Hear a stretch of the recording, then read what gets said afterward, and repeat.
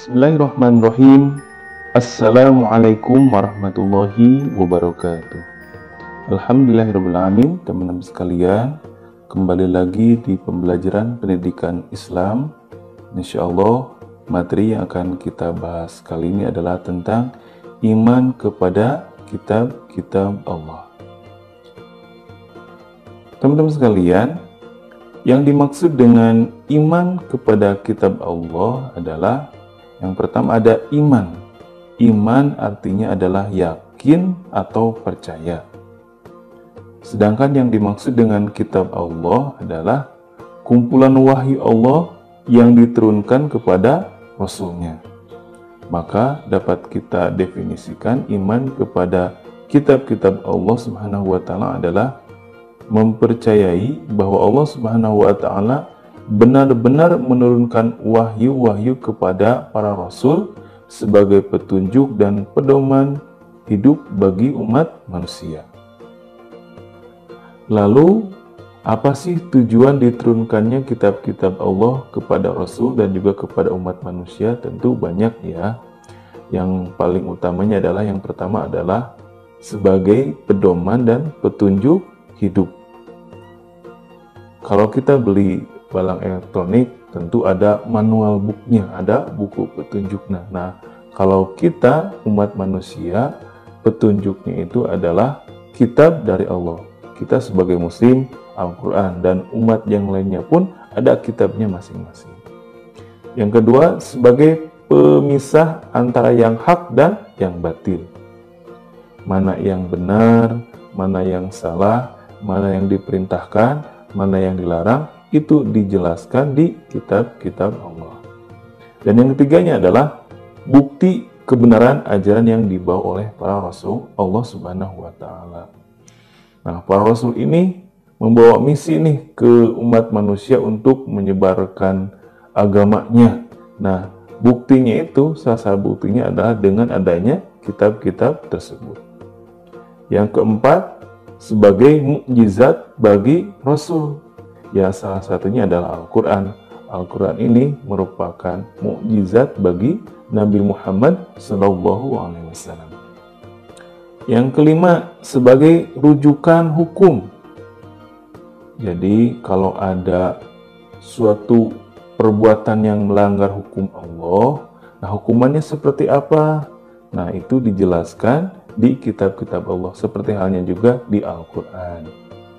Yang keenam, sebagai hujah atau argumentasi tentang yang baik itu harus gimana, yang salah itu yang gimana. Nah, argumentasinya ada di kitab-kitab Allah. Yang selanjutnya, yang ketujuh, sebagai sumber pengetahuan, baik itu tentang kisah-kisah umat yang dahulu, kemudian bisa juga tentang hal-hal yang gaib yang akan terjadi, dan lain sebagainya. Nah, teman-teman sekalian, mungkin kita dari dulu, dari SD ya, sudah banyak diajarkan bahwa kitab-kitab Allah yang wajib kita ketahui itu ada 4 ya. Yang pertama ada kitab Taurat, yang kedua Zabur, yang ketiga Injil, dan yang terakhir adalah Al-Quran. Mari kita sedikit mereview tentang kitab-kitab yang wajib kita ketahui.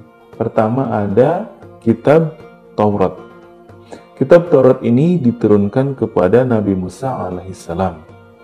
Ini diturunkan di Bukit Tursina. Ini daerah di sekitar Mesir ya, pada abad ke-12 sebelum Masehi.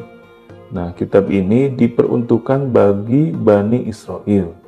Adapun isi dari kitab Taurat ini ada 10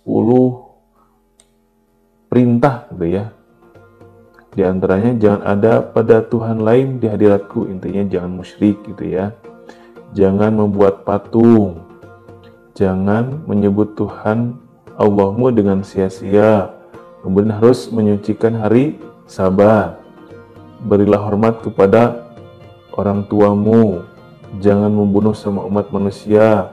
Larangan zina, larangan mencuri, larangan menjadi saksi palsu. Kemudian yang terakhir, larangan berkeinginan memiliki hak orang lain. Itulah sekilas isi dari kitab Taurat.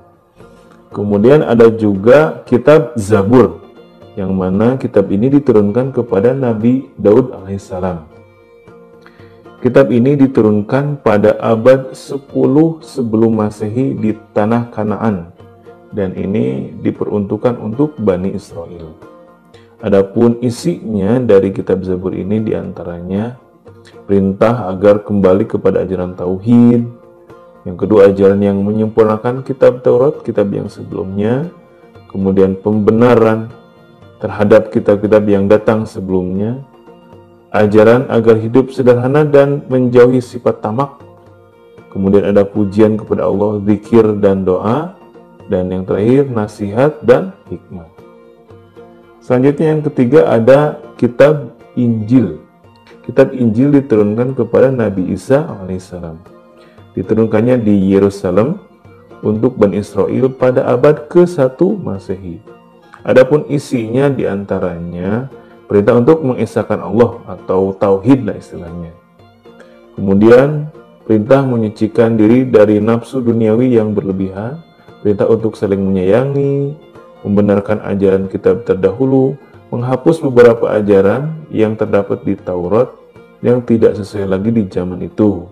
Kemudian yang terakhir adalah mengabarkan akan datangnya Nabi setelah Nabi Isa alaihissalam, yaitu Nabi Muhammad SAW. Jadi teman-teman sekalian, di kitab Injil itu ada informasi akan datangnya Nabi Muhammad SAW. Dan yang terakhir, kitab yang wajib kita ketahui adalah Al-Quran. Insya Allah kita lebih mafhum ya tentang kitab Al-Quran. Kitab Al-Quran diturunkan kepada Nabi Muhammad SAW.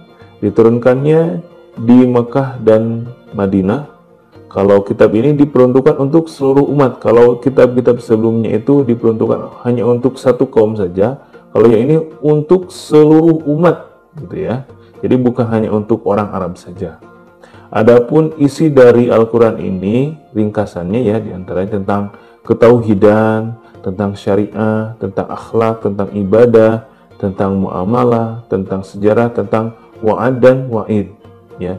Itu ringkasan yang ada di Al-Quran. Teman-teman sekalian, selain menurunkan kitab, Allah juga menurunkan suhuf kepada para nabi.